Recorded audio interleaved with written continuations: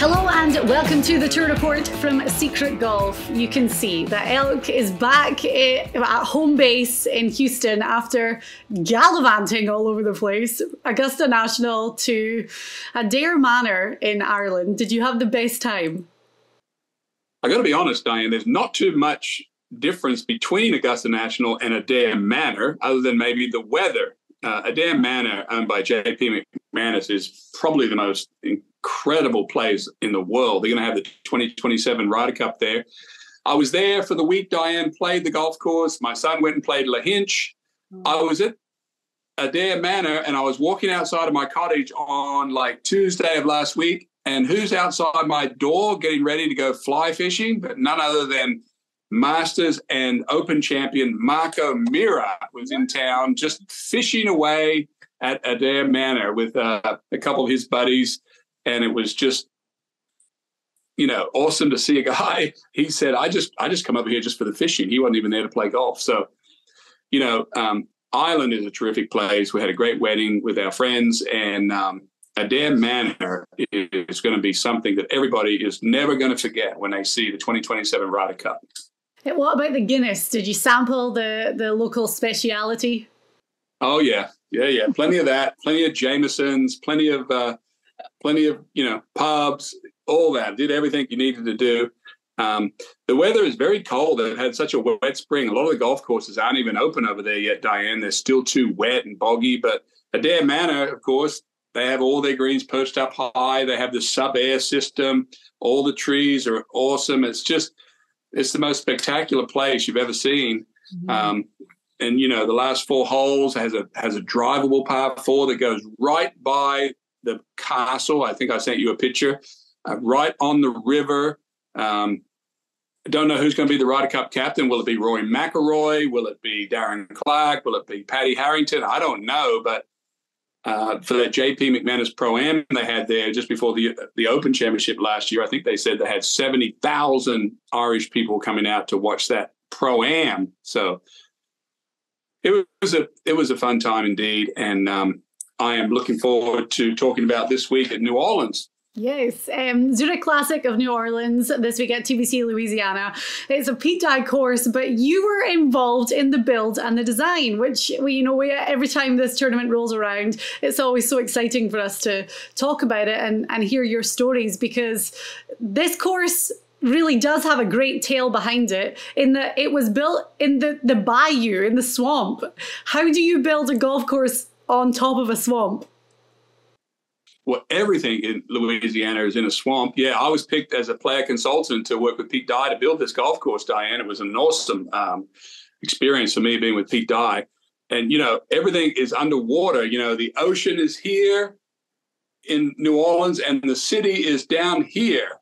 So they have to have these, systems of canals and everything that pumps the water up, out, and into the ocean.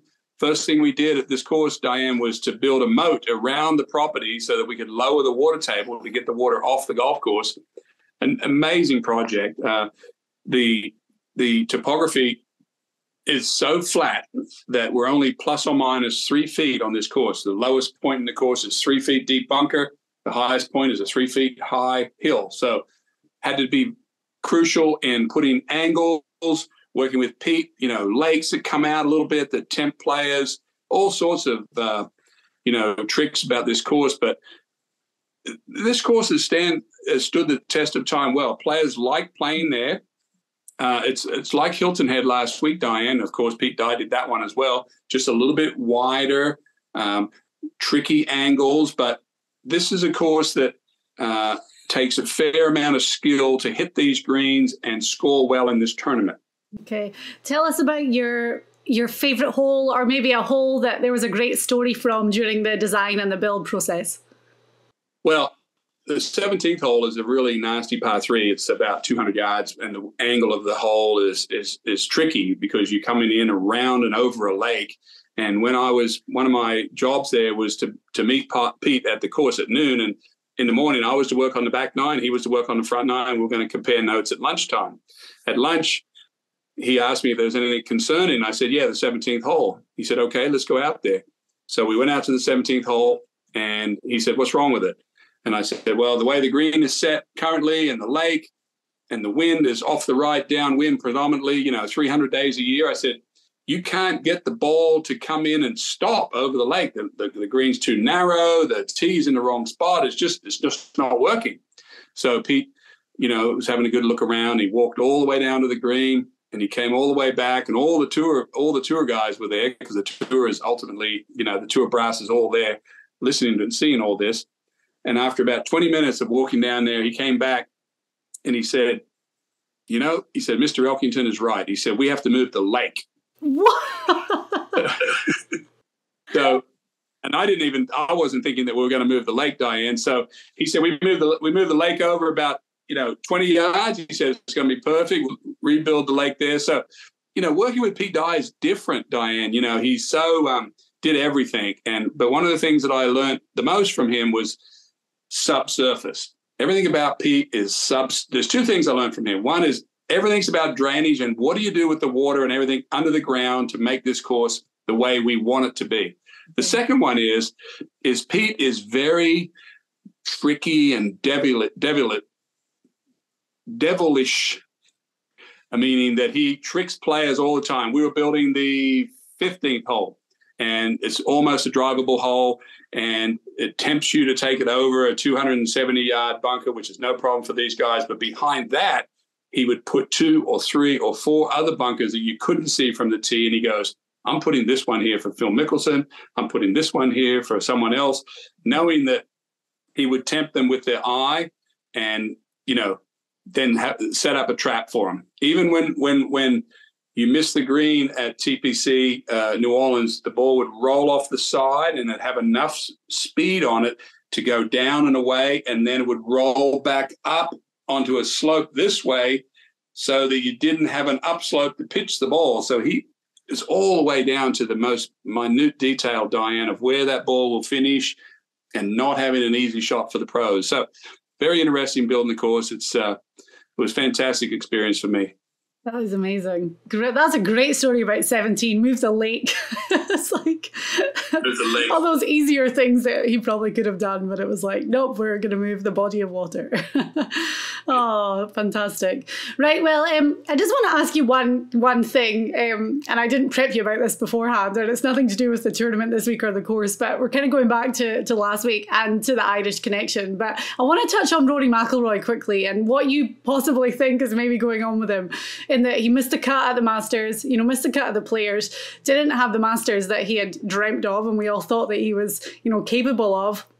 Then he withdrew last week from the RBC Heritage, and the tour fined him $3 million for missing another one of these designated events. He's been the vocal spokesman for all the changes and kind of spearheading the pro PGA Tour and how this is all for the better of the tour and for the players. What do you make of the whole situation right now?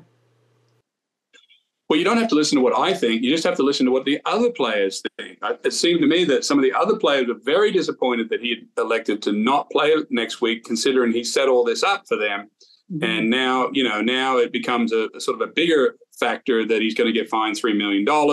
I mean, my wife and I were thinking, what a decision to make, right? I mean, they're really going to give me $12 million for what? For doing what? Just being a tour player? I didn't win it. It's just PIP money, right? It's extra money for doing interviews or whatever, which was our job anyway. Great time to be a tour player. And all of a sudden they say, okay, we're going to take $3 million away from him. So he's still going to get $9 million. So I don't see much pain there of it to me, Diane, but I think, I don't know if Rory's injured and he doesn't want to play, but I think he's a little embarrassed with his performance at Augusta. I think he doesn't want to answer questions right now about his game. He doesn't really want to answer questions about Phil Mickelson and all these guys playing well on LIV, because he said that tour was dead. He knows that this week at Adelaide is a big event for them. They've sold out. Close to 100,000 people are going to be down there. So in Rory's orbit, I would think that it's a bit squeezed in right now, and he just wants to get out of the limelight for just a minute. Okay. All right, then. Well, let's move on to talk about the Zurich Classic, because it's the team event that we have on the PGA Tour, and it never used to be. And then they introduced the fact that guys will play in pairs. We have foursomes and 4-ball alternating Thursday, Friday, Saturday, Sunday. 80 pairs, are going to tee off on Thursday. What do you make of this? To me, I think it's a bit of a breath of fresh air. Bearing in mind that the season always seems so long. We've had one major, we have 3 more to come. I feel like at this stage, it's just good to have a little bit of a refreshment. Yeah, I think, this tournament means a lot to a lot of players. I mean, we've been looking at the Masters and these elevated events, and all these top players are getting tired. They're talking about being exhausted. Well, not most of the guys in this field, Diane. They're fresh. They want to play. And the way I understand it, 160 is a lot of players, by the way, 80 teams. And if you're exempt into this tournament via your, clarification on the tour, you're allowed to invite whoever you want. Yeah. And there's some interesting pairings this week. Matthew Fitzpatrick has invited his brother, Alex, I think his name is, who's not a great player, or maybe he is a great player. I don't know. We're going to find out this week. John Daly is playing this week with David Duval. There's a lot of interesting names on this sheet. And, 4-ball event, alternate shot event. This is kickstarted. If you win this tournament as a team, you get all the goodies that go with it. You get Kapalua, you get all these Masters and all these other tournaments. So for the smaller guy, and there's some interesting dynamics that comes into us when you start to look at teams like Sahith Theegala and bringing on a rookie with him, with Justin Suh or Justin Suh. Will Theegala get over the fence this week with a young guy? And, it's just very, interesting. Can they beat a couple of these super teams that I'm calling at the top of the board, Diane, that won last year? And we'll get into that as we talk about how we think about our teams this week. They don't get into the Masters. They get everything else. They each get $1.5 million and 400 FedEx Cup points. And they get into like the Players and Tournament of Champions. The Masters is the only thing that they don't get. But as you say, this is it's a huge event, and for a lot of guys, they get to combine powers. I mean, look at we're going to talk about Cantlay and Schauffele, who are defending champions, and last year they broke the record and ended up at 29 under par. Those two guys are powerhouses and are playing great right now. So we'll touch on that. But there's some old pairings that, guys that kind of always stick together, and my top pick is a tried and tested team around here. But there's a lot of new pairings too that are looking extremely dangerous. We talked about Cantlay and Schauffele being the number one, but then Max Homa is playing with Colin Morikawa. So that is an absolute star pairing. Siwoo Kim and Tom Kim together. Can't wait to see those guys. So there's definitely a lot going on this week, and a lot of exciting pairings that are, going to be dynamic and have the potential to go out there and give Cantlay and Schauffele a run for their money. Yeah, and the way we think about handicapping this event, Diane, as you know, we take the stats that are very important to winning this tournament over the last 5 or 6 years, whether it be, proximity to the hole, whether it's scrambling, putting, birdies, driving. And we take the stats of both players on the team and what they've been doing over the last 10 weeks on tour, and we combine those together. So we have one team that is the best putting team, or one team is the best scrambling team. And you already talked about 2 super teams, like we're calling them the super teams this week, that we're both not picking, Cantlay and Schauffele. They're, top 10 in driving. They're number 4 in scrambling. They're putting number 3 in the putting team. They're number 2 in birdie team.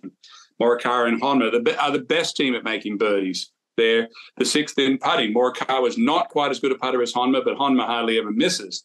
Proximity to the hole, they're number 7. So, when I think about what's going to win this tournament, it's probably not going to be driving.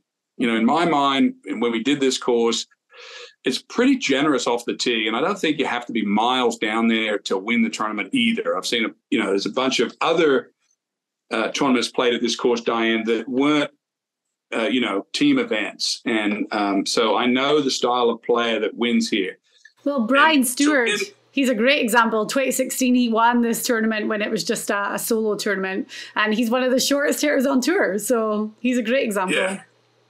So the question will be, for everyone that's betting this week, Diane, will be, do you take the super teams at the top, and can anyone, beat them? I mean, historically speaking, you need two good putters. So to win this tournament, I think you got to hit great iron shots in there to make birdies. And on alternate shots, always very tricky. You need someone that knocks it down the middle, and then the other guy knocks it on the green. Think Morikawa and Max Honma, for God's sake. Who could be more consistent than those two guys off the tee and then knocking it on the green and somebody putts it? So calling those the super teams.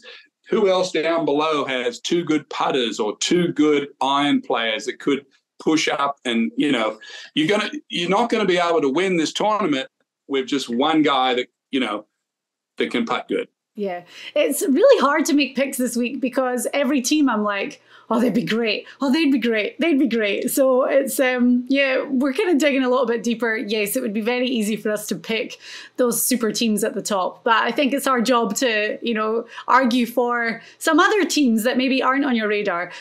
I'll be paying attention to you because you almost had back-to-back winners on the show. I sort of did.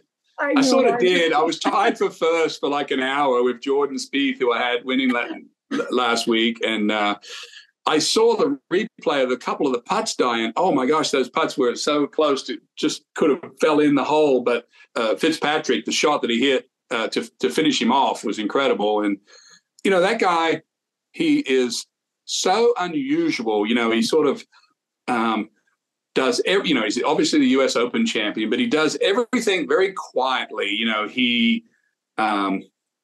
He sort of has an inside over the top looking swing, very efficient. We've seen it. I've seen it many times on tour. Very straight hitter.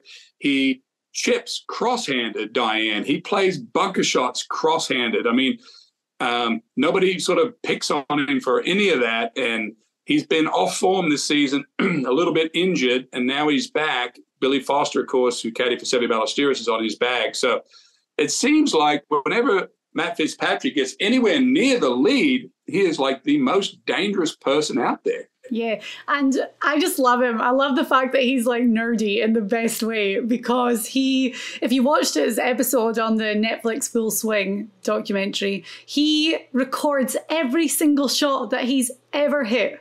So he almost kind of journals after a round and writes down literally everything. So he studies it all. He's like so geeky over it, and I just love it. I think he seems like a great person. You can't. When you have Jordan Spieth and Matt Fitzpatrick in a playoff, there's not one guy that you can root for over the other. I was actually rooting for Fitzpatrick because the fans were so against him in the playoff, and they were chanting USA, and I was like, it must be hard for him to hear that, especially playing with Jordan Spieth, who was defending champion and an absolute fan favorite out there. So he did it, and as you say, that shot that he hit, what was it, a 9-iron he hit on 18 to 12 inches and then went on to win, was just amazing. So good on him. And what a way to celebrate by playing with his brother this week. Yeah, and also his brother would be way more nervous than he would have been without already playing with the U.S. Open champion. Now he's defending champion from last week, but not defending champion, but the champion last week. He also has one of those, when guys putt, they have those big fat grips now. They all hold these grips and they putt to keep their hands out of it. Matthew Fitzpatrick has one of those on his driver, which is a putting grip that he has an extra driver that he takes to the driving range, and he puts his hands in this huge grip, and it must be very flat on top. And he's doing something in his swing on practice to, feel a certain angle. I'm guessing that he wants to feel a very straight line through impact area of where he's going. Wow. And then he puts that big fat cat driver back away and gets his regular one with a round grip and starts practicing on the driving range. But very unorthodox. Nobody copies anything that Matthew Fitzpatrick does on anything. And here he is, current U.S. Open champion, now a tournament winner at Hilton Head. I think his first win in the U.S. other than the U.S. Open. U.S. amateur champion. He's won tons of tournaments overseas, but now he's starting to really emerge here. Yeah, so good. Great to watch. Okay, right, let's get on to our picks for this week then. So the format is they play best ball on Thursday. So obviously that's when we see the super low scores and all the birdies coming at you. Then alternate shot on Friday. The cut is made. As I said, it's 80 teams that tee it up on Thursday. The cut is 33 and ties. And then they do the same pattern again with best ball on Saturday. And then we have all the drama of alternate shot to round things off on Sunday. Right. Do you want to go first with your outright favourite? Yeah, I go first. You always go first, so I'll go first this week. We talked about the super teams, Diane. I'm not picking one of those this week. I am going for a couple of guys that I really like. Keith Mitchell playing with Sungjae Im, which is kind of unusual pairing, I suppose. I mean, sometimes you see the Koreans stick together and play together. Sungjae usually with, another player. They both have played well in this tournament. They finished, Keith Mitchell was tied 4 2 years ago, and Sungjae was 14th. But I like that, I know how straight Sungjae Im hits it. I know he's going to hit every green that Keith Mitchell drives down the fairway. And Keith Mitchell's probably one of the longest hitters on our tour. They putt good as a team. They're the 7th best putting team. They're the 3rd best birdie making team, and they scramble well. Diane, I love this team. It's very unusual, good combination, and I'm all over that team. There was a cute video as well of how Sungjae Im asked Keith to be his partner, and he left him a little note in his locker, and it was like inviting him to prom, with a little box that he had to check. So no. Okay, I'm not picking him now. I'm not picking him. I thought it was going to be over a bottle of whiskey. So. If only. Yeah. I am going for one of the Vegas favourite super teams. First of all, let's check the odds. Actually, let's check the odds for Keith Mitchell and Sungjae Im. 14 to 1. Yeah. Okay. Well, my guys are 18 to 1. So they're maybe not a Vegas favourite, but they're definitely a favourite because of the way that they've worked well together before, and that they finished runner-up last year and 4th in 2021. Sam Burns and Billy Horschel, they're going to be my dynamic duo this week. Billy Horschel hasn't been playing all that great lately, but he did win this event in 2018 alongside Scott Piercy. The guys have obviously played well together, as I say, to finish runner-up last year and 4th the year before. And I say that Billy hasn't been playing great. He just had a top 10 at the match play. We saw Sam Burns win at the match play. Sam Burns has really turned his game around. It was dipping, and then all of a sudden out of nowhere, I think he played well at the Players, and then obviously got that win at the match play. So Sam Burns is definitely on the rise, like he has to rise much further than the heights that he's been at before. And Billy Horschel, he's just a competitor. You can tell how much it always means to Horschel. He fights, he wants to win. And I think this year could be it for those two. So I'm going with Sam Burns and Billy Horschel at 18 to 1. Yeah, Horschel's dangerous because he's been off form and he hasn't been putting very good, and I think that's eaten into his game. But Sam Burns will probably get that straightened out this week. So they're very dangerous. I agree. Okay, good. All right then. So you're going with Keith Mitchell and Sungjae Im, and then my outright favourites, Sam Burns and Billy Horschel. One to watch, teams at slightly higher odds. I'm going to start with mine because I'm so worried that you're going to take it. I am picking Sam Ryder and Doc Redman. These guys have been in a team before, and they've played well. They have that camaraderie. They both live locally close to me here in Jacksonville Beach, Atlantic Beach area. They're great buds. They know each other's games, obviously, inside out. Sam Ryder has been playing so well. We saw him almost win at Torrey Pines. Then he finished 3rd at the Valero Texas Open. Doc Redman's season has been kind of the opposite in that there hasn't really been too many bright sparks. A T16 at the Valspar is really it. But as I said, these guys have got great history here. They have that, I think they have fun when they're out there. They're best mates. They're going to have fun when they're playing together. And at 50 to 1, I love them this week as my ones to watch. I like them too, Diane. And, I worry a little bit sometimes about tour players because I was one for 32 years. And I worry about guys like the ones you just spoke of that are not these elevated players, but they're very good players and they're worth watching and they've got great stories. And, yeah, we're going to see them. But the tour is kind of separating everybody a little bit, and I'm a little concerned about it. I mean, would the Hilton Head event last week be better next year if it didn't have a cut? Probably not. All the good players made the cut. They all made the cut last week, and it was awesome. So they're going to be it's going to be 80 guys or 70 guys that aren't going to get a crack at that event next year. Anyway, on to my team. I'm going with a bit of a dark horse right out of the gate here, Diane. I'm looking at two statistics to win this tournament. I'm looking for a team that hits the ball close to the pin. I'm talking about hits the ball closest to the pin all year, not just 5 minutes ago or last week. I'd go back 8 weeks in our data, Diane, to see where these players are ranked 8 weeks ago in 7 and 6 and 5th and so on.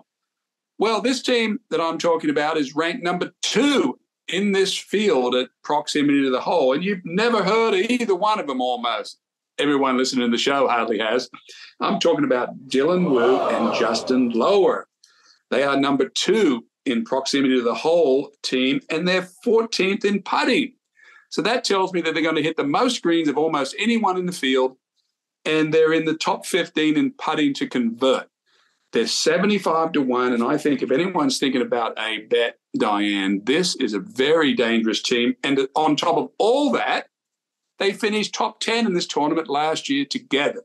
So I'm very happy about this team, Diane. I was looking at Sahith Theegala and Justin Suh, who are a very dangerous team too. Suh is not playing as well as Theegala. Theegala almost had a chance again last week at Hilton Head. We see him almost routinely. I don't want to say this in the most positive way possible. He's kind of stumbled the last few holes in about 4 different tournaments now. We saw him in trouble at Phoenix. We saw him in trouble at Hartford. We saw him in trouble at Hilton Head at the last. So he's going to do it.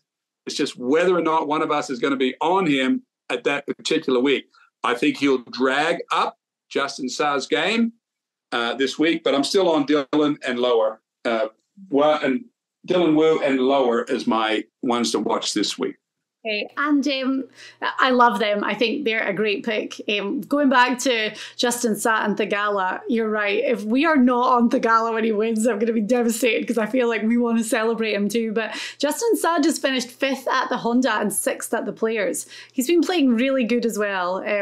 So these are both California guys. They're obviously friendly as well. And yeah, I'm excited. I was so close to picking them, but they were only 22 to 1 this week. I wanted them to be a little bit higher, but I like your guys, Dylan Wu and Justin Lower, and I'm going for Sam Ryder and Doc Redman. Okay, dark horses.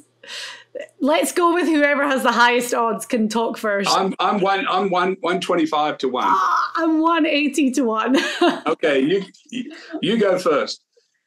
Okay, well, this half of this team is a guy that I've been really big on this year, and it's definitely paid dividends. He's had 5 top 11 finishes, including a T6 at the Players, his local event, and another guy who last year actually went back to the Corn Ferry Tour finals to regain his status on the PGA Tour after battling injury and having a really tough few years. He won one of those tournaments, got his playing privileges back, like full playing privileges on the PGA Tour, and he's been flying ever since then. So David Lingmerth is half of my team at 180 to 1. The other half is fellow Swede Jonas Blixt. Jonas has been playing Corn Ferry Tour and a little bit of PGA Tour, so we don't have like really specific detailed stats on Jonas, but I do have one for you. He's a past champion of this tournament after winning with his teammate Cam Smith. So he knows the course well. I remember that year, it was a Monday finish and it was an epic playoff, and it was Blixton Smith who eventually got that W. Back when Cam Smith was nowhere near the rising star, or he's not a rising star anymore. We know what he's capable of, but it was a very different Cam Smith that we saw back then. But I love this. I think that these guys have form, they have course knowledge, they have the friendship element, and I love the odds of Lingworth and Blixt at 180 to 1. I do too. And Cam Smith came back, of course, and won this tournament with Michael Leishman. And what does Cam Smith do better than anyone else, Diane? And why did he win at New Orleans? Is it because he putts like nobody ever in the world and he hits the greens with his wedges and, you know, all these shots? Cam's not the greatest driver of the golf ball out on the tour, but when it comes to iron shots and putting, I can see why Cam Smith, was twice the winner at this tournament. Now, I don't have any stats either on my 125 to 1. And surprisingly, Diane, my team's rank has better odds, less odds than you, and my team is ancient. I have a player that has a couple of jobs to do this week. I'm talking, of course, about Zach Johnson, who's been playing really good. Can you tell me what he is in the FedEx Cup this year? I mean, he is in the money pretty good. Yeah. I saw he played well last week. He finished really strong at Hilton Head. So while you find him, his partner is Steve Stricker, who's just like the straightest hitter in the world and wedge player and probably one of the greatest putters. I mean, Tiger Woods goes to Steve Stricker for advice on putting. So, when I think about what does it take to play well in New Orleans, if there was ever a team that was put together 10 years ago, these guys would be the super team right here. Zach Johnson never misses a fairway. They hardly miss a green. They're not the longest players, which can't compete every week. But on this tournament, I still think they're dangerous. I mean, they're not, they both putt great. Zach's playing well. Steve Stricker wins every other week on the Champions Tour.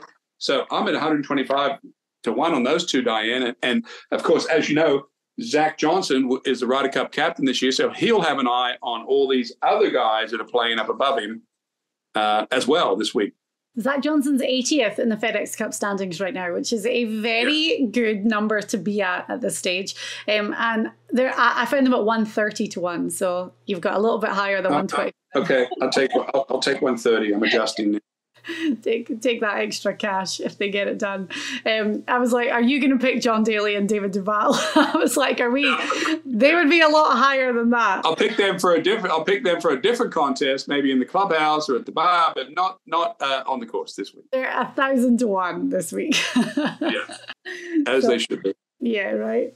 Okay, I love it. I have David Lingworth and Jonas Blixt, and you're going with Steve Stricker and Zach Johnson as your dark horse picks. As we said, it's just a fun week. It's just a break from the norm. But alongside the fun, there's a lot in that 1.5 million, as we said, to each of the teammates who win, 400 FedEx Cup points. It counts as a full victory. They get everything minus that place at the Masters next year. But it's exciting. And as I said, it's hard to make picks this week because I feel like there's so many teams that really jump off the page.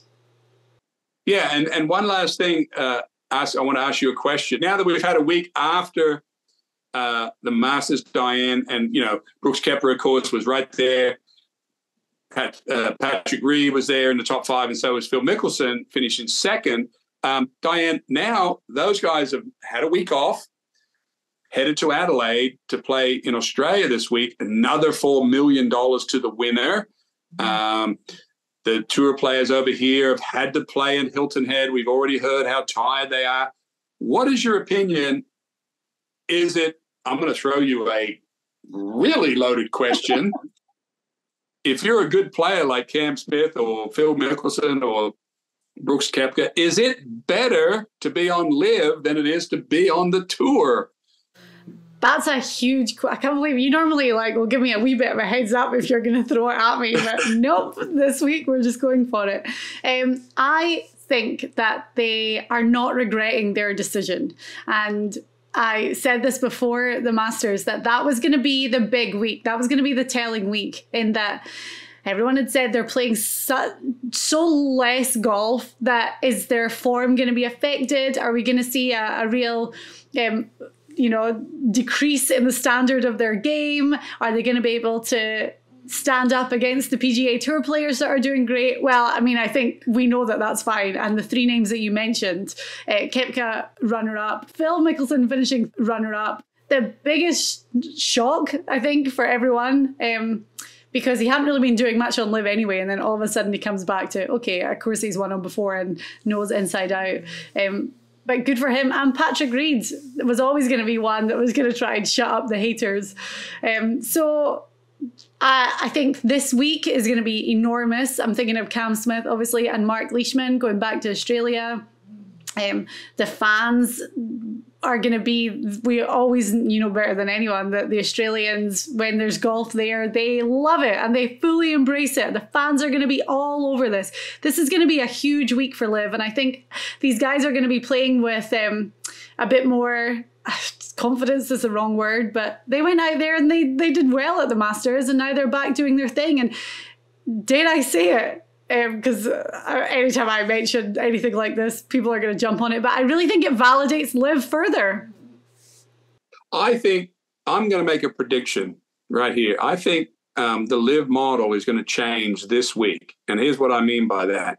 The only time when it becomes the most contentious over here with everybody is when they're both in the US playing against one another at the same time. Mm-hmm.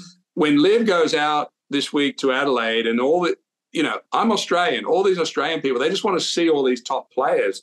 Do you think, I think this is true, I'm asking you at the end of it, I think this new model is going to emerge where they'll go back to Australia 2 or 3 times. They'll go to Singapore. They'll go to Hong Kong. They'll go to, I asked a lot of people in Ireland last week, would you go watch a LIV event if it was played at Lahinch or Ballybunion? And they're like, oh, yeah, I'd love to go see those players up close. So will the model change? I think it will, to where LIV will predominantly stay maybe outside of the US and be huge in these smaller markets, Diane, where they can get people come to a tournament in a week. And they did say that that was one of their goals, wasn't it? And that's why they've kind of formed these teams. Like we have the South American team. We talked about this Australian team with Cam Smith and Mark Leishman, Matt Jones. So we have these guys that are putting their kind of like geographical teams together, which, maybe this was the plan all along, and that's what they're going to branch out and do. But you're right.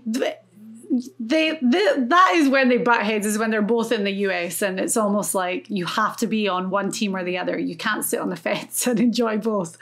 Maybe this will make it a little bit easier to do so. Who knows? But I bet you there's some guys on the tour thinking, man, these guys just came in here and played good at the Masters, and now they're going to Australia. They're on a team. They get $750,000 a piece if they win the team that week. They're guaranteed $160,000 just to be there. There's $4 million up for grabs for first prize. They play 1 week and they take 3 weeks off. They can still get ready for the PGA and the US Open and the Open Championship. I guarantee you there's some guys on tour thinking, holy smokes, what am I doing? Should I have gone over here? Or, do I have to play these? Look at Rory. Rory's already missed 2 of these elevated events. So, I think this is an interesting week, for sure. But the big but still has to be the world golf ranking points.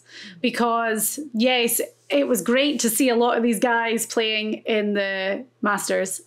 But are they going to be there next year if they are not getting points and they're just going to dwindle? Thomas Pieters, to me, was a great example. I think he's sitting at like number 44, 45 in the world when he played at the Masters. He's going to be outside the top 50. He's playing on LIV now. If he doesn't get world ranking points, there's no way for him to move up.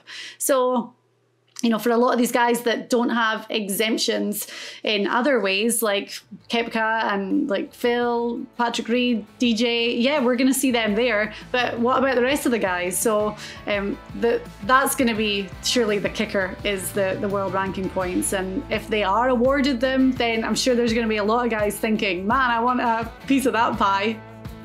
Yeah, I agree. When you think about the top 3 players, Mickelson, Koepka, and Reed, they're not top 100. They're not outside of the top 100 in anyone's mind. They proved it at the Masters, so they'll have to get that straightened out. But either way, I mean, Cam Smith's exempt for the next 5 years into all the majors, and so are some of the other guys. Interesting week, Diane, to say the least. Always. All right. Well, thank you very much. It was always great to get your insight on LIV and the PGA Tour, and then also to hear you talk about the design of TPC Louisiana, which we're going to see in all its glory this week for the Zurich Classic. The SG Tour Golf Gaming app, the place for you to compete and win cash on PGA Tour events. The SG Tour is a golf experience like no other, with games designed by golf professionals. You can play single-day games and tournament-long contests each week. It's easy to get involved. Join or create a game for you and your buddies.